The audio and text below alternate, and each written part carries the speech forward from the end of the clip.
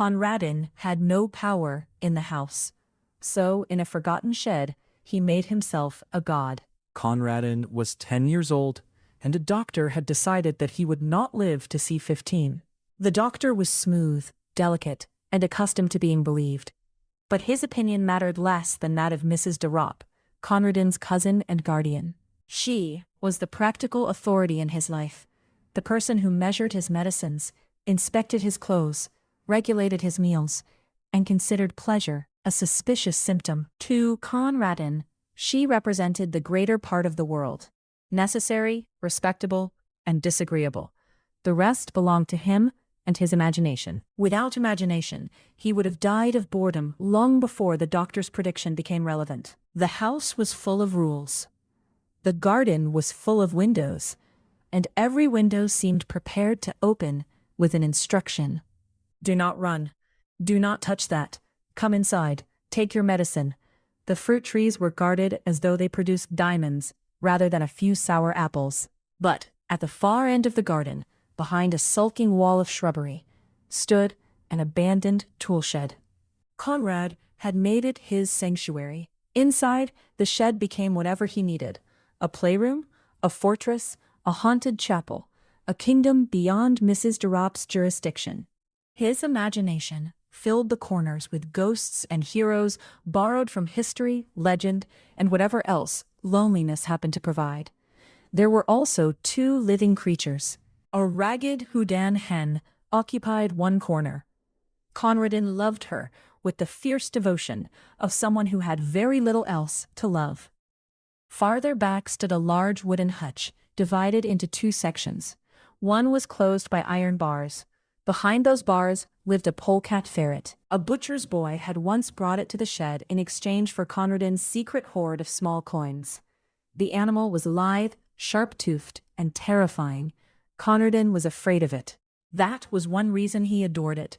For weeks he searched his imagination for a suitable name.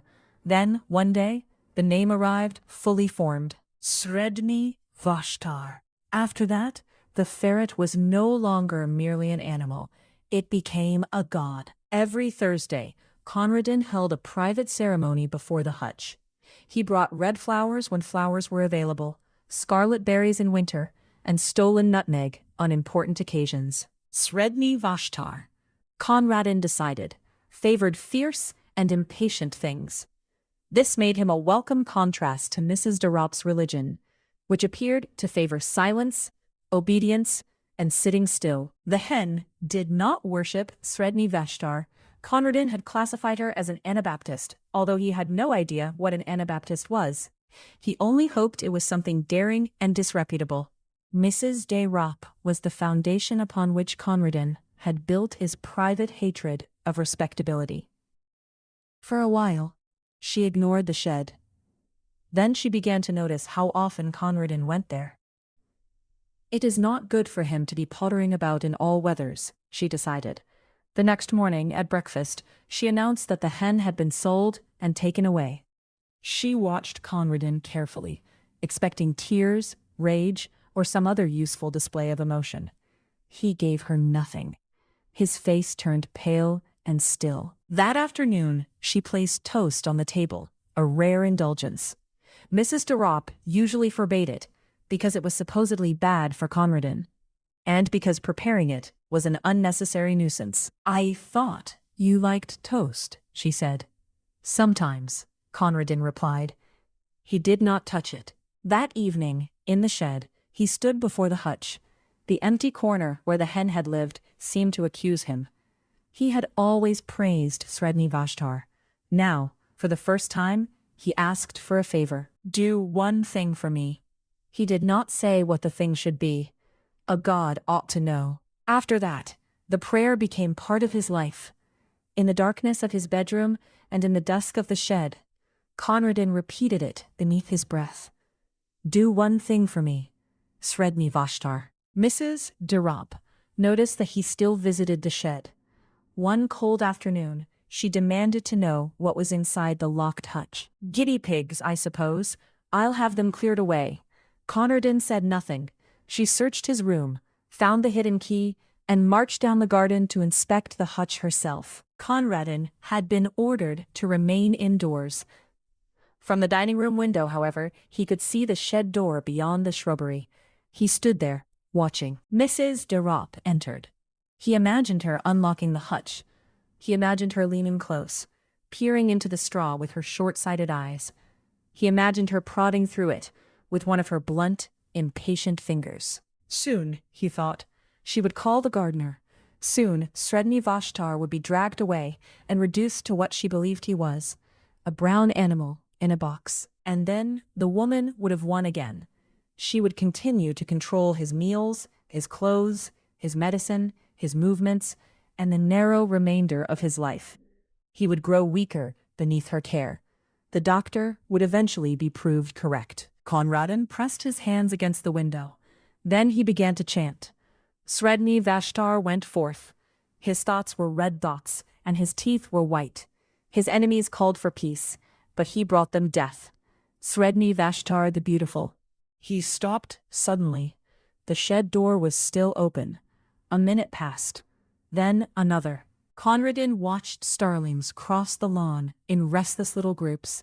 He counted them, lost count, and began again. The maid entered to lay the table for tea. Still, the door remained open. Hope came quietly, almost shyly. It entered Conradin inch by inch, until something brighter began to burn in his eyes. He whispered the hymn again, this time with the solemn excitement of a soldier hearing victory announced from far away. Then movement stirred inside the shed.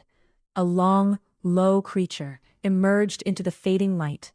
It was Sredni Vashtar. The ferret's yellow and brown body slid across the grass. Its eyes blinked at the evening.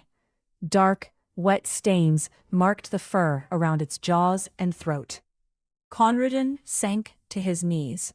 The great ferret crossed the garden, drank briefly from the brook, and disappeared among the bushes beyond the little plank bridge. That was how Sredni Vashtar passed from the world of gods into legend. "Tea is ready," said the maid from behind him. "Where is the mistress?" "She went down to the shed some time ago," Conradin answered. Conradin opened the sideboard drawer and took out the toasting fork. He made himself a slice of bread. He toasted it carefully, spread it with an almost indecent quantity of butter, and began to eat. Beyond the dining room door came a series of sounds: the maid's shrill scream, startled voices from the kitchen, hurried footsteps, and calls for help. Then came silence. After that, the shuffling tread of people carrying something heavy into the house. Someone asked who would tell the poor child. Someone else said she could not possibly do it. They debated in frightened whispers. Conradin finished his toast. Then he made another piece. This was Sredni Vashtar by Saki, first published in 1911.